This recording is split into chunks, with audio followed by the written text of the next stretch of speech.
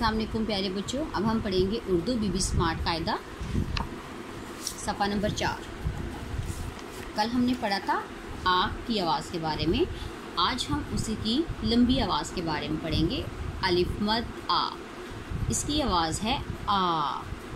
इसकी आवाज़ आ की तरह ही है लेकिन थोड़ी सी लंबी है।